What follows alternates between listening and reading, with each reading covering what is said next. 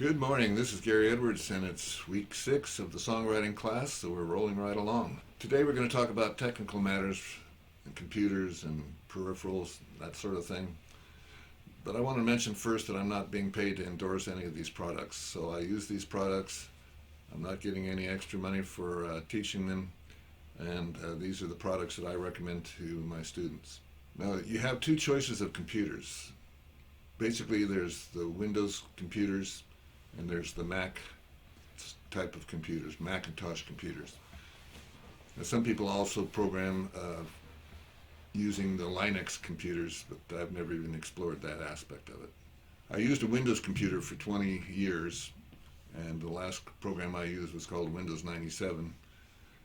And my experience was at that time that these Windows computers would freeze up a lot, and I would have to always try restarting them.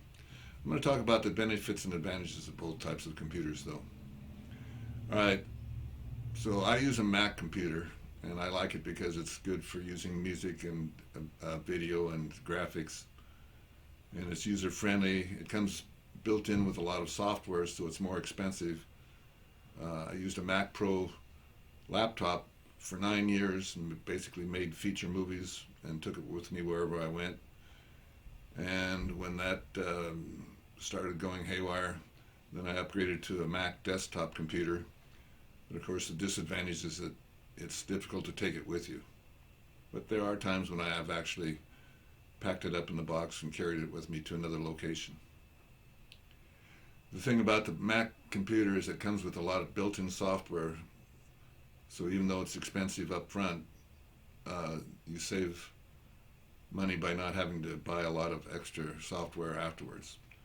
Now, the Windows computers are fairly cheap, running in the $500 range for a decent Windows computer, but you have to buy a lot of extra software to get the job done that you want to do. A lot of the built-in software that I had experience with in using a Windows computer was buggy and would freeze and would lock up, and my Windows computers were generally more subject to viruses. I had a lot of trouble with people trying to hack into my Windows computers, and using virus protection sometimes worked and sometimes it didn't. There were times when my Windows computers were actually rendered unusable because of hackers, and they seem to attack Windows computers more than Mac computers. The basics of computing are that there's a unit called a bit. A bit is one unit in a computer, and it's either turned on or off, or as they say, it's either 0 or 1. I'm not going to get into this too much because, like driving a car, you don't have to know how the carburetor works to use the car. But I'll just say basically that the basic unit of computing in binary code is a bit, and it's either on or off. And you have 8 bits in a string, and that's called a byte, B-Y-T-E. Then you go up in multiples of 2, and you have a kilobyte, which is approximately 1,000 bytes. Then you have a gigabyte, which is approximately 1 million bytes. And then you have a terabyte, which is approximately 1,000 gigabytes. So when you're looking to shop for a computer, generally you want a computer with the largest number of bytes in its processing capability. Then there's another aspect, which is the number of cycles per second that a computer operates at. So in my computer, it states that I have a capacity of 3.2 gigahertz, or the equivalent of 3.2 million cycles per second, which is fast processing power. So there's a graphic on the screen, and this is available on Mac, or Windows has another similar option, which basically says it's about the Mac. Find out what kind of processing power your computer has and what kind of speed it operates at and what external drives are available. You can click on About the Mac by clicking on the Apple logo in the upper left-hand corner of your screen. This will give you the information like that, similar to what's posted on the graphic that you're looking at. And Windows has a similar capability. And right now I'm going to show a short tutorial on how to use a computer to burn a CD. I open up my iTunes on my Mac. I do a search over here to find the CD, and I've already loaded it. The name of the CD is Reflection CD. It features Tom Stryker on harmonica, and it's a light jazz, easy listening CD. So I go up to File in the upper left-hand corner and say Burn Playlist to Disk. Click on Burn, grab a blank CDR disc, and insert it into my CD player, and that's it. It automatically starts burning every song on this playlist.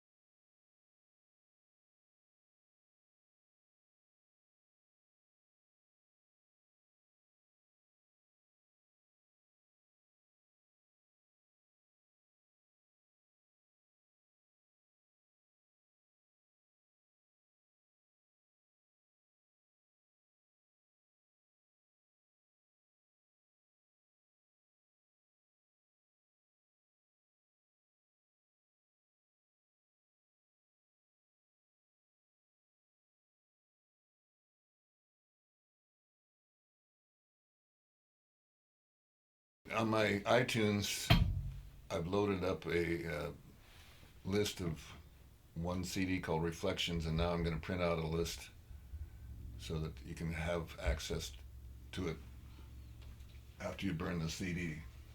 Here I'm going up to File and Print, and I select Song List, click on Print, and that's it. I'll get a piece of paper pretty soon on my printer listing the titles on this Reflection CD. A computer has three basic components to it that you need to use it. One of the components is called a central processing unit, and on my Mac it's built into the monitor part. So you have the central processing unit, which I relate to the brains of the computer. Then you have the monitor, which I refer to as the eyes of the computer, so you can see what your computer is doing. Then you have peripherals, such as a printer, so you can print out what your computer has processed. And you have other peripherals too, like external disk drives, so you can store extra memory and extra files on your external hard drives so that you don't have to take up all the hard drive space that's built into your computer monitor and processor. Then you have other peripherals as well, such as this little device here is a memory card reader. So when I videotape something, I can take the memory card out of the camera and stick it in that reader and upload it to my computer. There's two types of memory on a computer. One is called RAM memory, which is random access memory, which you can read and write and change. And the other type of memory on a computer is called ROM, which is read-only memory. That contains the programs and basically the instructions for operating the computer, so they don't allow you to write over that memory. That's built in and wired into your, hardwired into your computer's memory. Another peripheral is in the form of a modem and routers that allow you to transfer files by email or by Wi-Fi. Now I'm going to get into the basics of software that you can use for writing music. There's essential software that comes with a computer usually, and that's called word processing software. So when you're marketing, you need this type of software to write a letter and print it out on your printer. I have had several printers over the years, including color printers, which are expensive and sometimes don't actually reproduce colors exactly as they should. And so finally I switched to a basic printer that just prints in black and white and is good for printing out documents. Now on my Mac I use Outlook for emailing messages and songs to other people. And sometimes the files that I want to transfer are so large that Outlook can't handle them, so I have to use a special program like Dropbox or My Google Drive and transfer the files to those, and then the person on the other end can access those websites and download the large files. So in music, for example, most of the music files that use files with the names AIFF, which is the Mac technical term for a WAV file, and or WAV files, which are WAV, which is the Windows type of files that are basically the files used on CDs. And those files are usually too large to send by email. So I use other software to condense these files to make them smaller so that they can be sent out by email. And this conversion is to a MP3 file, which is the music format for condensed music files. Now, some people with maybe a better ear than I have can tell the difference in the quality of the audio output on an MP3 file, but they are an easily usable format to send to other people, and they can hear the music basically as it's written. Now, if you know how to read and write music, then you can use some software that I use. Primarily, I use a program called Finale. I started using Finale 97, which came out in 1997, and now I'm using Finale 26, and that is the latest version of Finale. Finale has one disadvantage: it's expensive to start with, and the manufacturers tend to upgrade it every year, so you have to pay $100 or so every so often to get the latest version of Finale. But I find that it's worthwhile to get the latest version because the advances are good enough to be of benefit to anybody that's writing music. Now, the other advantage of Finale is that the files can be read on either Mac or Windows computers, and you can buy Finale for Windows or a Mac computer. This is a tutorial on Finale, version 26.1, and I've opened up Finale. It's on the screen. Here's a song called The Red-Headed Dolly. It's a children's song, and I'm making a CD of my children's songs. So what I want to do is show you how to add a part. You can see the sheet music version here. It's called the page view. And I go up to here, click on Finale. I go to Window. I go down to Score Manager. Here's the instrument list. So I want to add a flute. I'll stick it right there. I click on Add Instrument right here. You see it? And go to Woodwinds and click on Flute, and it creates the part.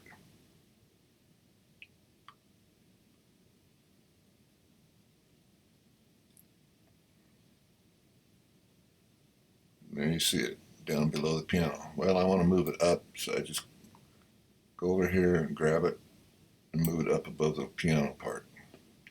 And I exit this window. Here you see the flute part. Okay, what I'm going to do is take it out of page view into scroll view. And then I'm going to start inserting notes to fill in the spaces between verses and between lines. I go up here to the music notes command and grab an eighth note. So this melody goes like this. I'm just a red-headed dolly. Da, da, da, da. So I add some rest here, maybe a half note rest. You see the rest there? Put it in the flute part.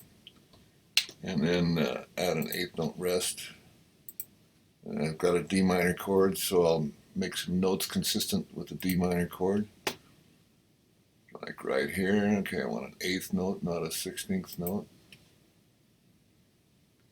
And okay, I got the wrong one again. All right, there's an eighth note.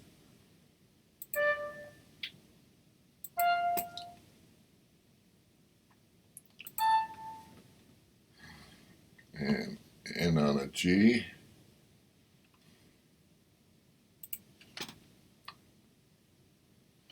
Give me a half note. And I drag it over here and click above that major, and so I end up on a G. And now let's play the first part of it.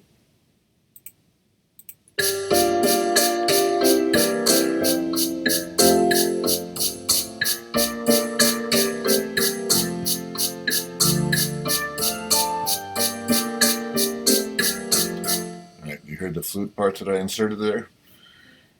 And I'll keep doing that throughout the part until I have a complete flute line. And that's how you add notes in Finale.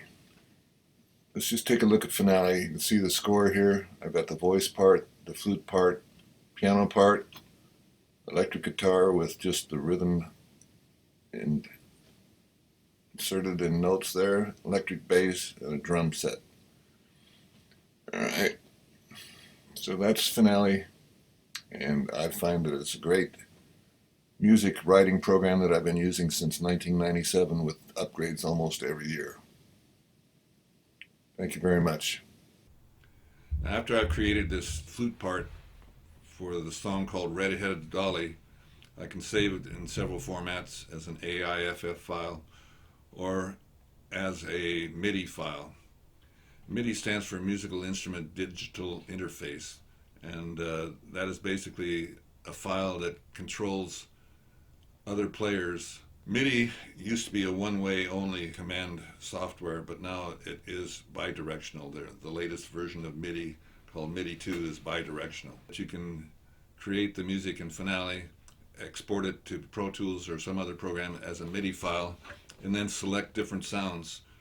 So for example, in Pro Tools, you might have 30 or 40 different electric bass types of sounds, and you can experiment, figure out which one you want, and then import it into your Pro Tools program and make the bass sound the way you want it to. Now, besides Finale, there's another standard music writing software program called Sibelius, which is used a lot in schools, and I just happen to have never used it, so I never got started with it.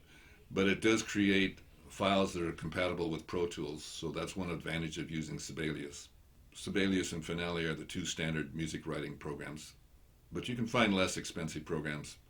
I just find it easier to use the best programs, and that saves me from eventually having to upgrade anyway. Mac comes with a music creation program called Garageband. People have actually used GarageBand to create music for commercials. And I use GarageBand primarily to create quick demos of songs that I can use to remember, so later on when I want to transcribe them into Finale, it's not difficult. And I'm recording a demo of GarageBand. So first I open up GarageBand by looking on the menu bar down below, and here's the icon, and I click on that and I get to this screen. And then I drag an audio file into the first track. So I'm going to show you how to create a new track right now. I go up to GarageBand and click on track, new track, click on the microphone so I can sing.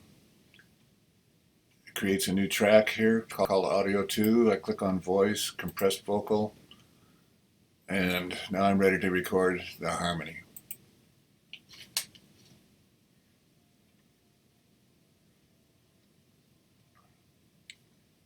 I am a red-headed dolly. My owner is a girl named Holly. Alright, that's GarageBand. The song is called The Red-Headed Dolly. It was co-written with Lisa Stone doing the lyrics. Now, other music creation software programs that are used quite a bit are Pro Tools, Cubase, Band in a Box, which was formerly Cakewalk.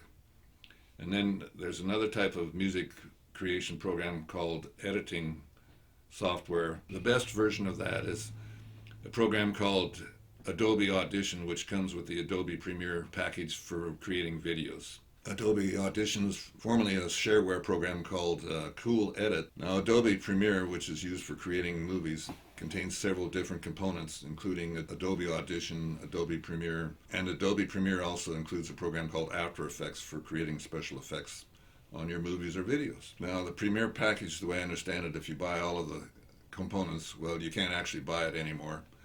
You have to lease it, and it runs around $50 a month permanently ad infinitum. So in the long run, it may be expensive, and you have to consider when you buy an expensive software package if it's cost effective. Is it actually helping you produce enough income to cover the costs of the software? So I do have access to Adobe Premiere through the program called Community Minded Television, and they let me use their software for $25 a month. So then I have to consider, well, maybe it would be more cost effective if I was making enough income from my video production to just go ahead and buy the software for $50 a month rent. For most of my video projects, I use a cheaper program called iSkysoft, which is spelled with an upside down exclamation point, SKYSOFT. It's made in China, so I always have to wonder if I get paranoid if the Chinese are eventually going to use this program as part of international cyber warfare against America. But so far it's worked for me. And it's a simple program that costs around $70. So far I haven't figured out how to use it as a multi-camera edit. So if I want to use more than one camera to create a video, I am pretty much at this point begging, borrowing, or stealing Adobe. No, I'm not stealing, I'm just kidding. Adobe Premiere to create my more high-end videos and movies. iSky Software also comes with a media conversion program that I found very helpful to change movie files to MP4 files, which are condensed movie files, or MP3 files, which are just basic condensed music files. Another software program I want to demonstrate is called Transcribe, and this is where you actually can use this software to speed up or slow down music files and transcribe them into sheet music. So first I go down to the menu bar, and here's the Transcribe program. It looks like 2/8 notes connected by sound waves. And so I've loaded up a song file called Borican Land. This is from our new CD that's coming out called Wataino. And these are the controls. This is the play button, pause button, and here I can click on this to go back to the beginning of the file. So I put my cursor here in the one, and then I can play the music.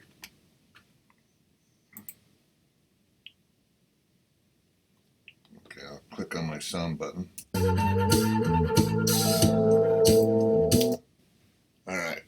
So I click here to change the speed of the song. So I want to play the full speed, so I click on the 100% and click on play.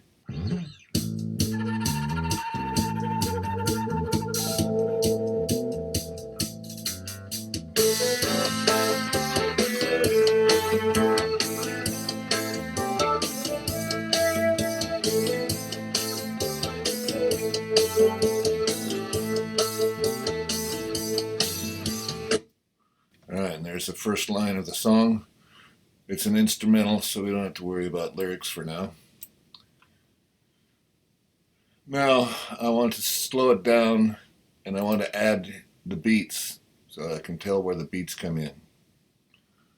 So I go back to the beginning again, and I push on the letter B on my keyboard each time I want a beat to appear.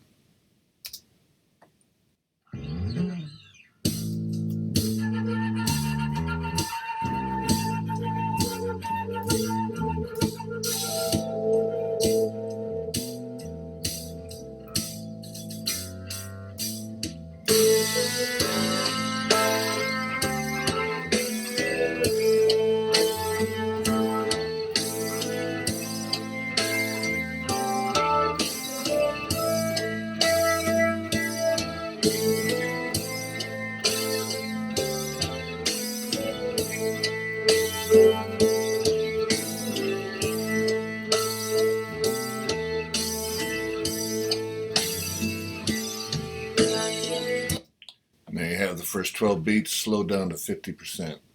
So for future purposes, I'm going to set it to 70% of the speed. Now there's other things you can do with this. You can change the key. You can transpose the music up by clicking here. +1 goes up a half a step. -1 would go to lower a half a step. Let's play a little bit of this.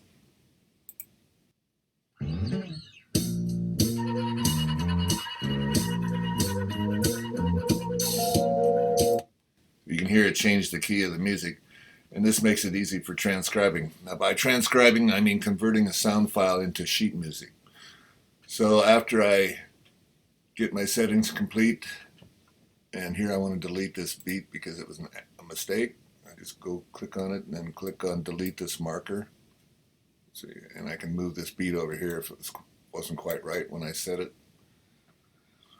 Oh, there's a lot of things you can do with this. It basically helps you to transcribe music. You still have to go into Finale and transcribe note for note as best as you can using your ear.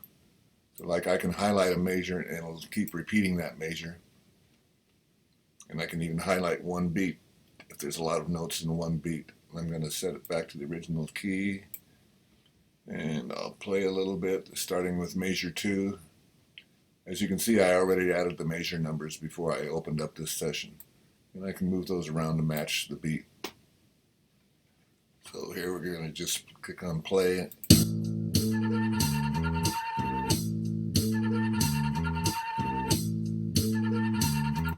So you can hear the bass notes really well. Bum, bum, ba-dum, ba-dum, bum, ba-dum. And you can use your ear, or you can even play a few notes on the piano keyboard. And this bar here tells you how long the song is, and this box here tells you how many minutes and seconds you are into the song when you push play. So you're into a couple of seconds there. Okay, that's the Transcribe program. It has other features as well that come in very handy if you're going to be a transcriber. And over the years, I've made up to $10,000 a year transcribing music files that other people send me over the internet from all parts of the world.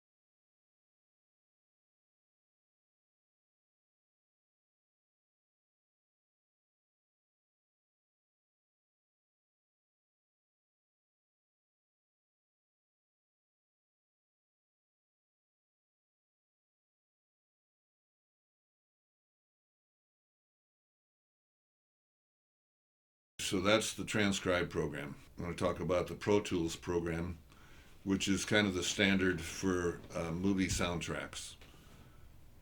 It's very complicated, very difficult to learn, so after several tries of trying to figure out the program myself and not getting beyond the basic operation of the program, now I use a sound engineer, a recording engineer named Dan Lewis. Now, just remember that always back up your files when you're creating something on your software, because I've had it happen where I've spent 2 or 3 hours working on a program and somehow the computer freezes up or the power goes off or something and you lose what you've created and you have to start all over again from scratch. So if you either set your software to create a backup of your work every 15 minutes, or just remember to use Control S to save your file every 15 minutes or so, you're going to save yourself a lot of time and effort, and I hope you don't have to learn that the hard way. I've actually composed and produced a movie called How to Date Beautiful Women. It's available on Amazon.com, and it'll show you the movie that I created using my Macintosh laptop. In this instructional DVD, beautiful women tell you the secrets to get them interested in you, the regular guy. They tell you exactly what they expect and what they want from the men they date. I want somebody that gets my attention. Has a sense of humor. Nothing better than a good-looking guy that can come up and flaunt a cheesy pickup line. Well, if he's got a shitty personality, I hope he has a good wallet. Overconfidence absolutely kills any conversation you're having. Has to get along with my family. Somebody who has goals. I want somebody who does have a good job. Being passionate about something. You will learn to do and say the right things because that's who you are. Remember, my friends, knowledge is power. Get the knowledge, earn the power.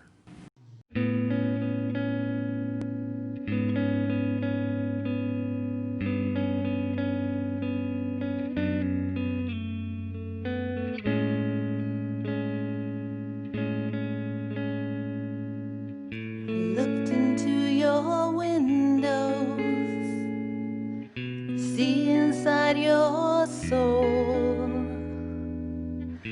Had to know if all was well, where love had found its home. But I saw your house was empty when it came to me. That never-ending love we shared, just a memory. I've written 3 movie screenplays and 8 musicals that can be live theater or movie. For the movie part, I used to use a software called Final Cut Pro 7, and when they switched to the Final Cut Pro 10 version, they basically redid the software completely, and rather than spend the time on the learning curve learning how to use Final Cut Pro 10, I determined that I didn't like Final Cut Pro because it was basically modeled after Apple iMovies, which I found very clunky and not very intuitive. So now for professional work I use Adobe Premiere, as I mentioned earlier. So when I'm using Pro Tools in the studio, the sound engineer basically, we record the voice and then we add effects to the voice like reverb or chorus or compression, and then we use a panning tool to place the instrument in the part of the audio that you want the instrument to sound like it's coming from. So for example, we might put the voice in the center of the playback, we might put the drums slightly off to the left, we might put the keyboard slightly off to the right, and then woodwinds, we would place them in the approximate position that you would if you were using a real live orchestra. That's called panning. The sound engineer then also mixes the final results so that the volumes are relative to each other, so that the voice is the most prominent part, the harmony is slightly less prominent. You want to be able to understand the lyrics that the person is singing, and then you add the other instruments underneath the lyrics and at approximately the same levels. And at times you might want to bring out certain parts that are filling in the space between the vocal lines. This is called mixing, and then mastering is where you set the levels for all of the songs on a CD to approximately the same level, so that the person playing the CD doesn't get blasted out on one track and then can't hear the other tracks. So you want the overall volume of all the songs on the CD to be more or less equal. There's another piece of software that I use for